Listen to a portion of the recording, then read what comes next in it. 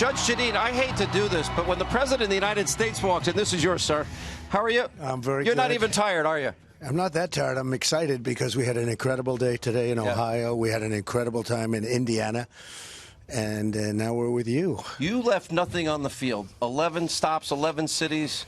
No, but I feel very guilty about interrupting Judge Janine. I don't like doing that. She'll give you an earful about it probably soon.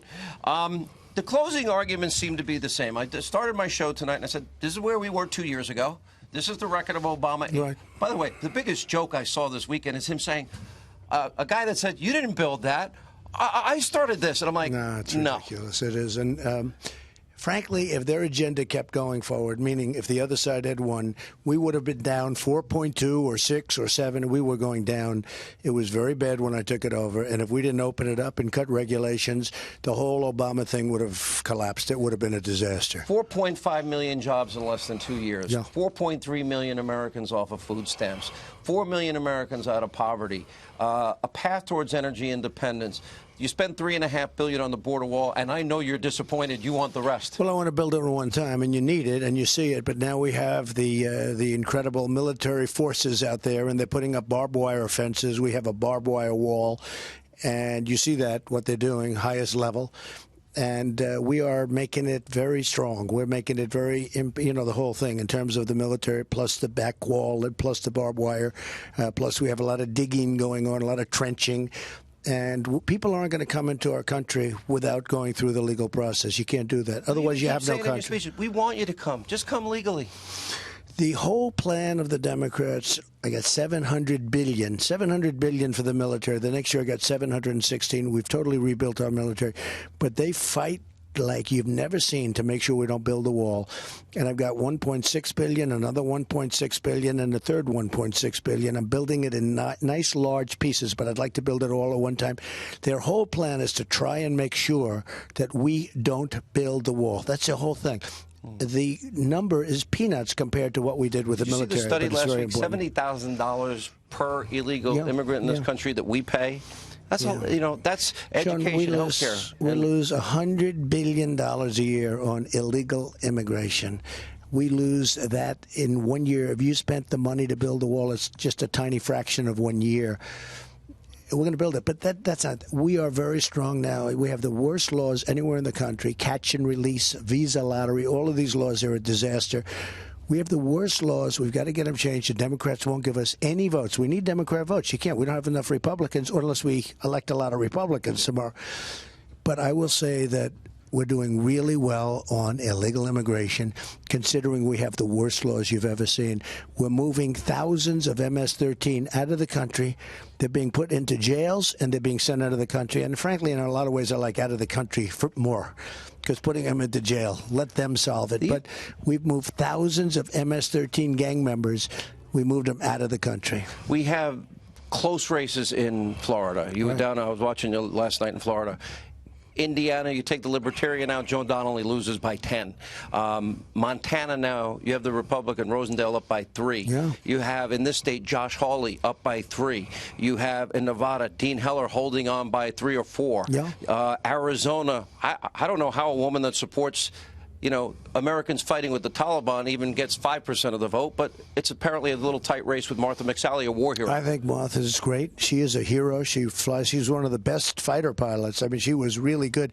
I spoke to some of the people that went with her and were with her. They said she was tremendous as a pilot. I don't know how she could possibly lose. The other one, she's just terrible. Yeah. And you talk about border walls. The other one doesn't want any border walls. She doesn't want any protection, nothing. But I think Martha's going to do well, and I think North Dakota's going to do well. Florida's a very, very close race, and it's inconceivable because it's always Bill close Nelson, in Florida. It wasn't that close for you, though. You did okay in Florida. We did great, but Bill Nelson is a terrible senator. It was funny. He never you gave a called speech me the other night. You said, I've never talked to him. And then he took credit. He's never once called me saying, can I have something for the people of Florida? Never once. 2 years, almost 2 years.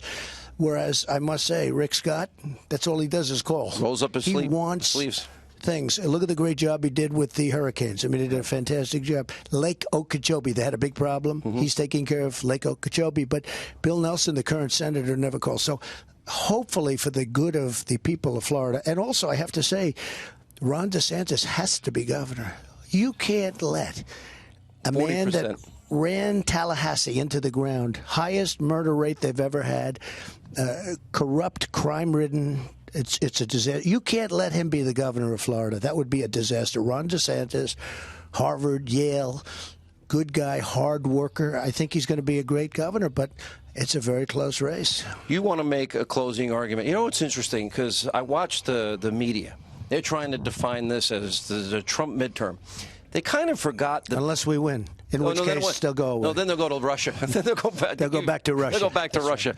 Right. But it was funny. Bill Clinton lost about 54 seats in the House. Obama lost 60-some-odd seats in the House. I love how Nate Silver, who said you had a 20% chance of winning on the day of the election, predicting, 85% chance. But then you read the article, it says, well, there can be anywhere between 15 and 60. I could predict 15 and 60. I don't have to do any, polls to find that out. So it's the American people that decide. It's getting out in midterms. There is something going on, though, Sean.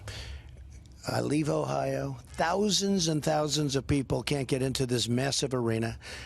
I just left Indiana. Thousands and thousands of people outside can't get. There's something going on. There's an electricity that feels like 2016. Mr. President, on the way in here, it was pouring all day here. 4 hours. I went out for an hour. I'm actually sweating more than I like, almost like Marco Rubio that day. And I like Marco, don't misunderstand me. But I went out there an hour before the show, and the crowd is electric. Every hat I signed, it wasn't a Hannity hat. I wish I had a penny for every one of the Make America Great hats I signed today. But every hat was soaking wet. There's a bigger crowd outside than there is inside. True. What do you want to say to the Americans? We have about 30 more seconds. Am I right on the Well, I'm just 90 seconds. Okay. I'm just honored because no matter where I go, it's the same way. It's not like just in Ohio or just in Indiana or just right here in Missouri. I'm so honored by it. There's something going on. And it reminds me of 2 years ago when I knew something was going on, and you knew it, by the way, and people that were with us knew it. They were looking at each other. I remember, I'll never forget, two sort of anti-reporters were looking at each other as I was making a speech with 32,000 people. They were going wild. Look, that was a great time, and I think this is going to be a great time. Election day, I actually called you. I said, you're going to get bad news about 5:30 or 5:15 that afternoon. You lost Florida, North Carolina, Pennsylvania, Michigan, and Wisconsin, and you won them all. Polls don't mean anything, do they? Right. The poll that matters is tomorrow. I lost them based on the fake news. Fake news. But about 2 hours later, when they counted the actual votes, we won very easily. The home of Rush Limbaugh. Oh, yeah. Great guy. And Cape Girardeau is hometown America for you. Right. Mr. President, good luck. Thank you very much. You left it all on the field. Well, and that's the way it should be. We did, and I think going to be You an missed my opening day. monologue tonight. I did. No, I saw it on the plane. Actually, I saw it on the plane. I'll go find I it. never miss your opening monologue. Yeah. I would never do that.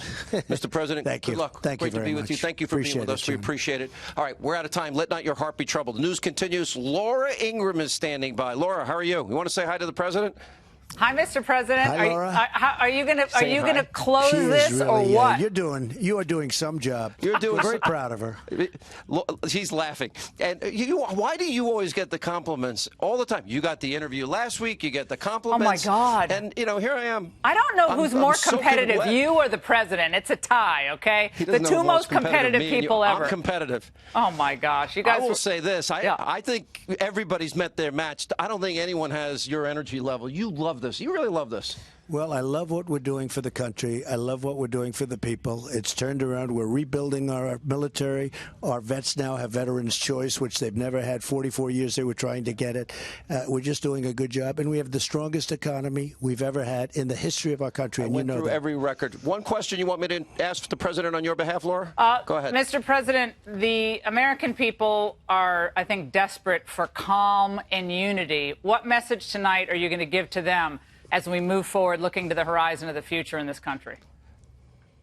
American people looking for calm and unity? This is a divided country in many ways. What message do you have for Americans? Well, I think success will do that. I think we have to get over this election, see how it comes out. It'll be an interesting time. But I think, and I really think we have to do that first. I think success is going to do. We're having the most successful time financially, economically that we've ever had. I think that's going to bring a lot of people together. It's going to start. Okay. Mr. President, thank you. Thank you very much. Laura, have a great show. It's great to see you in Missouri. My final word to everybody is Go vote. All right, Go That's right. shock the world. Absolute- Do it again. Just imagine the payoff when you look at the media's face tomorrow. Oh, they'll crack up. That will be worth the price of admission. Hannity, Have a great night. Hannity, great Thank you all show. for being Thanks with so us. much.